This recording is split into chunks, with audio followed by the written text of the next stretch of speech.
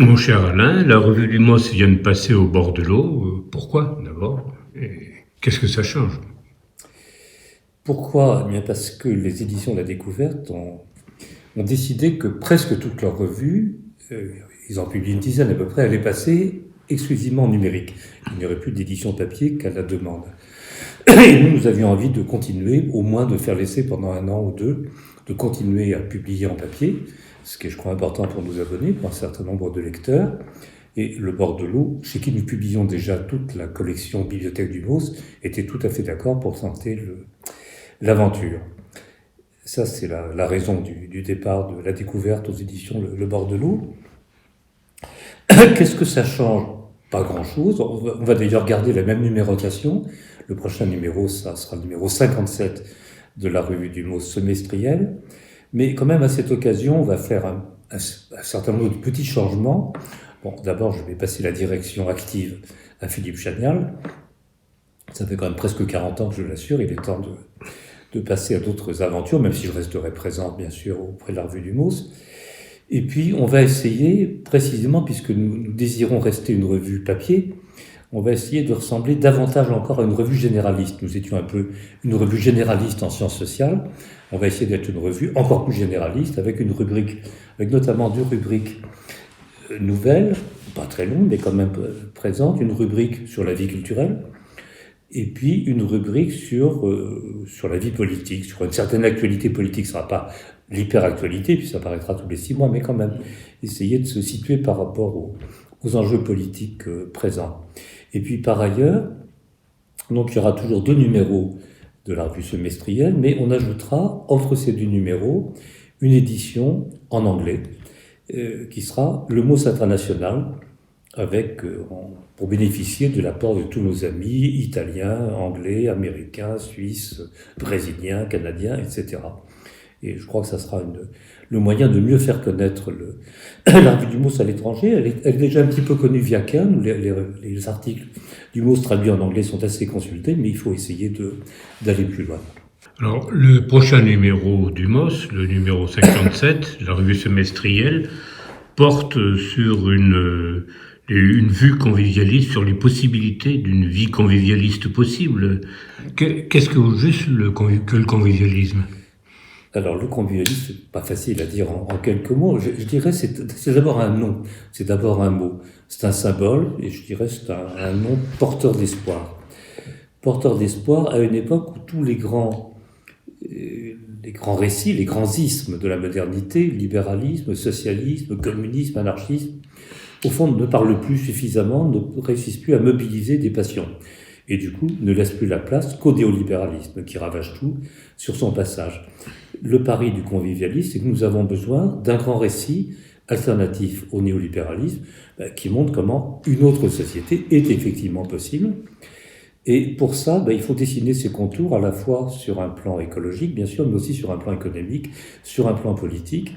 Nous avons donc besoin d'une philosophie politique alternative, pas seulement de recettes techniques, d'alternatives économiques ou écologiques, on a besoin d'un discours plus général. Et donc le convivialisme, c'est la recherche de cette philosophie politique alternative. Et ce qu'il faut ajouter, c'est qu'évidemment, on n'a pas véritablement trouvé, il faut que ça soit une philosophie politique alternative qui soit universalisable, qui soit endossable, partageable un peu partout dans le monde. Mais il y a quand même des raisons d'être pas trop désespéré, puisque le second manifeste convivialiste a été signé par près de 300 personnalités intellectuelles, économistes, philosophes, sociologues, etc., écrivains, bien connus dans le monde, près de 300 personnes de 33 pays différents. Et puis les choses avancent, puisque l'association, nous avons signé International Convivialiste. Cet International Convivialiste est à l'origine d'une tentative de créer une assemblée citoyenne mondiale pour essayer de faire partager justement ces idées, cette recherche d'une alternative globale au néolibéralisme. Parce que ce qui nous condamne tous à l'impuissance, nous voyons bien que nous souffrons des effets du néolibéralisme, mais ce qui nous condamne à l'impuissance, c'est que toutes les solutions que nous pouvons avancer sont des solutions partielles. Nous manquons d'un discours global qui permette de réunir un peu toutes les luttes qui se cherchent dans le monde entier pour bâtir cette société alternative. Oui, mais pourquoi un nouveau numéro du MOS alors qu'il y a eu les 2 manifestes et plusieurs livres sur le convivialisme? Oui, effectivement, il y a eu 2 manifestes. Il y a eu déjà un premier numéro sur le convivialisme il y a à peu près 4 ou 5 ans, un numéro de la revue du Mot. Il y a eu plusieurs livres, Éléments d'une politique convivialiste, le convivialisme en 11 questions, etc., etc. Mais ce qui nous a frappé, moi ce qui me frappe encore, c'est que le gros problème que nous avons, c'est que le convivialisme pour l'instant, c'est principalement un regroupement d'intellectuels. Il y a bien sûr des sympathies militantes, c'est pas n'importe quel intellectuel, c'est des intellectuels qui sont tous engagés dans des activités citoyennes, ou alternatives, écologiques, économiques, etc. Mais c'est quand même pour l'essentiel des intellos, que ce soit en France ou à l'étranger. Et bien évidemment, nous n'avancerons pas si les idées que nous essayons de défendre ne sont pas partageables par un nombre de plus en plus important de personnes. Et pour ça, il ne suffit pas de faire des analyses conceptuelles ou théoriques, aussi justes puissent-elles être par ailleurs, si elles le sont, mais il faut donner à voir ce que pourrait être concrètement une société convivialiste.